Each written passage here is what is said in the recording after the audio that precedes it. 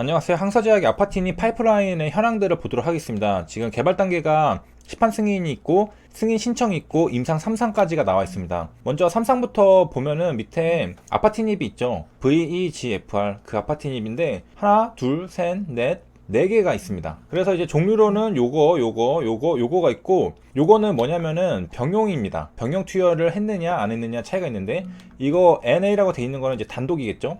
단독 2개, 병용 2개, 이렇게 해서 3상에 3개가 있고요. 4개가 있고 2차, 3차. 그래서 이제 3상 끝나면 이것도 시판 승인 신청으로 넘어가겠죠. 여기서 이렇게. 그리고 임상 3상만으로도 굉장히 관심을 많이 받게 되는데, 시판 승인 신청은 더 기대감이 크겠죠. 요게 VEGFR 바로 간 2차로 단독 투여로 시판 승인 신청이 되어 있습니다. 이거 이제 승인이 만약에 난다면은 또 이제 뉴스 기사들이 나오겠죠. 리포트도 한번 나오고, 그때는 이제 좋게 엄청 또 이제 글을 쓰지 않을까. 그 다음에 이제 시판 승인, 여기에는 아파티니 우리가 알고 있는 우리가 이것 때문에 이제 HIV 리보세라닙이 희망이 있다라고 생각을 하는 거죠. 왜냐면은 이거 같은 적응증으로 벌써 중국에서 얘는 시판이 돼서 판매가 되고 있기 때문인 거죠. 그 다음에 이제 항사제약에서는 또 뭘 하고 있느냐, 연 내에서 PARP 억제 기전에 요거 치료제 허가가 예상이 된다고 합니다.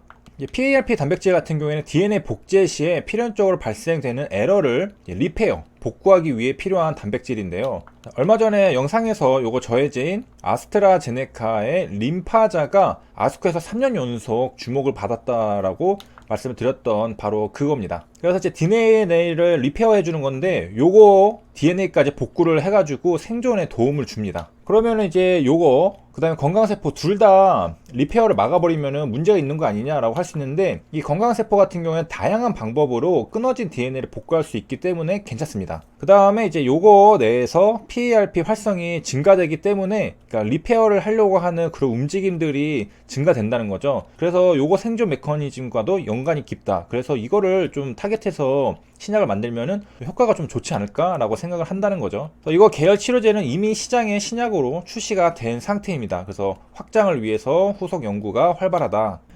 그 다음에 뭐 퍼스트 인 클래스도 있는데 베스트 인 클래스라는 것도 있네요, 말이. 그래서 계열 내 최고 신약, 그러니까 이미 약이 있지만은 내가 들어가서 1등을 먹겠다라는 게 베스트 인 클래스라는 뜻이겠습니다. 퍼스트 인 클래스는 내가 처음으로 가겠다, 첫 발을 디딛겠다. 요 이제 PARP라는 것은 리페어를 해주는 건데, DNA 손상은 정상적인 세포 활동으로도 발생하는 겁니다. 우리가 이제 정상적인 사람도 하루에 5,000개 정도씩은 요게 생긴다고 하죠. 그런데 이제 아포토시스, 죽어나는 것 때문에 정상적으로 돌아가는 거고, 이제 아포토시스가 진행이 되면은 요거 PARP 클리비지가 일어납니다. 요거는 이제 분리가 된다라는 뜻인데요. 얘가 이제 죽어야 되는데 얘가 자꾸 리페어하려고 하면 안 되잖아요. 그래서 얘를 비활성화 시킵니다. 클리비지라는 말은 이제 디비전이라는 뜻을 가지고 있고요. 그 다음에 이제 아포토시스 조절에 관여하는 가장 중요한 인자로는 요 BCL2 패밀리에 속하는 단백질들이 있습니다. 그래서 이거 아포토시스의 유도와 억제를 동시에 조절하는 인자들로 구성되어 있다. 요 BCL2의 BC는 B셀이라는 뜻입니다. 이제 세포사멸이라는 게 적게 일어나면은 요거나 요거를 촉진을 하고요.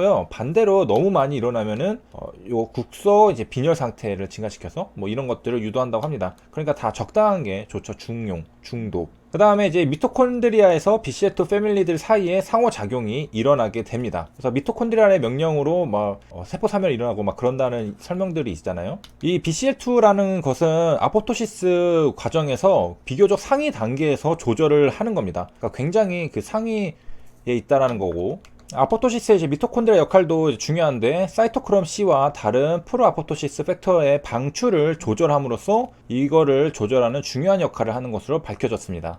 그리고 이제 BCL2 패밀리 프로틴은 미토콘드리아 내의 아포토시스 시그널의 업스트림에 작용하거나 막과 관련하여 작용을 합니다.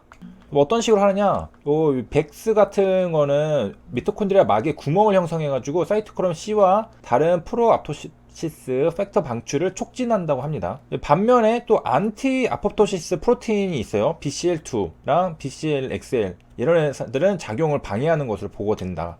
그래서 이제 BCL 요거 이제 패밀리 중에 BCL2 유전자 군은 직감전적으로 미토콘드리아로부터 사이토크롬 C를 포함한 여러 단백질의 배출을 막습니다. 막는 거예요. 그리고 이제 인체의 많은 요거에서 세포 자멸사 억제 효과를 가지는 BCL2 조절 장애가 있습니다. 그 다음에 텔로머레이즈 활성이 증가하고요. 그래서 이제 BCL2 유전자가 도대체 무슨 일을 하는 거냐라고 하면은 세포 자멸사 발생해서 그 반대 역할을 한다죠. 패밀리도 두 가지 종류가 있었잖아요. 그 BCL 패밀리 중에 그 막는 부분, 그러니까 세포를 보호하며 세포의 생존을 도모하는, 그러니까 아포토시스 시켜야 되는데 이 BCL2 유전자는 보호를 하는 겁니다. 생존을 계속 도와주는 거예요. 그래서 미토콘드리아와 핵막 등에 존재하면서 사이토카인과 함께 세포 자멸사를 억제하며 정상세포 교체에 중요한 역할을 한다. 그래서 일단 필요하니까 있는데 이게 너무 이 세포 자멸사를 억제를 하면은 세포 수명을 연장시키는 거잖아요. 문제가 있는 것들을 우리 몸이 아포토시스를 시키려고 하지 문제 있는 것을 시키는 건 아니거든요. 대부분. 그래서 없는 거를 이제 시키려고 하는데 연장을 시켜버리니까 요게 유전적 결함의 기회를 증가시키게 암을 유발한다. 그리고 이제 아포토시스라는 것은 세포가 처음에 이제 축소가 되면서 시작을 하고요. 이제 세포 사이에 틈새가 생기고 그렇게 시작을 합니다.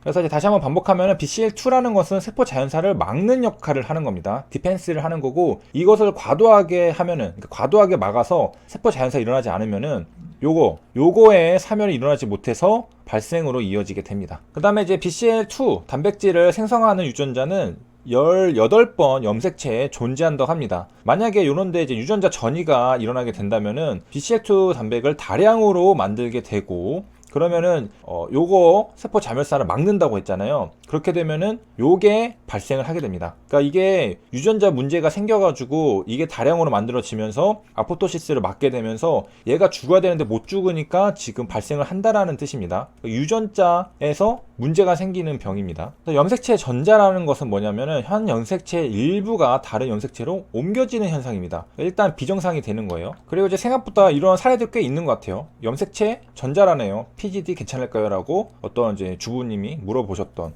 그 이분은 이제 살아가는데 뭐 문제는 없어요. 네, 유전자 전자라고 해가지고 간단 내용들 보면은 교수님께 PGD를 해서 출산을 했다라고 했고, 금액이 많이 나와 놀랬고 정상 개수가 많이 안 나는 거에 더 놀랬다. 무슨 말인가?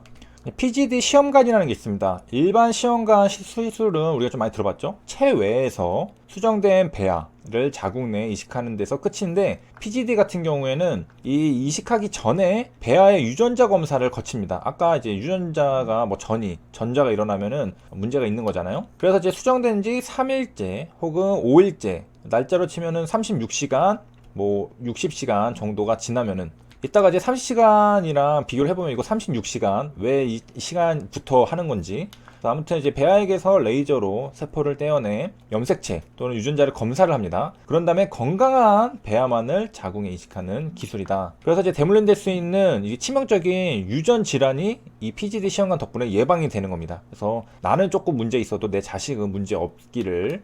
PGD, PGS 이런 것들이 있는데 착상전 유전자 진단입니다. 뭐 거의 다 뭐 같은 말이라고 보면 되고요.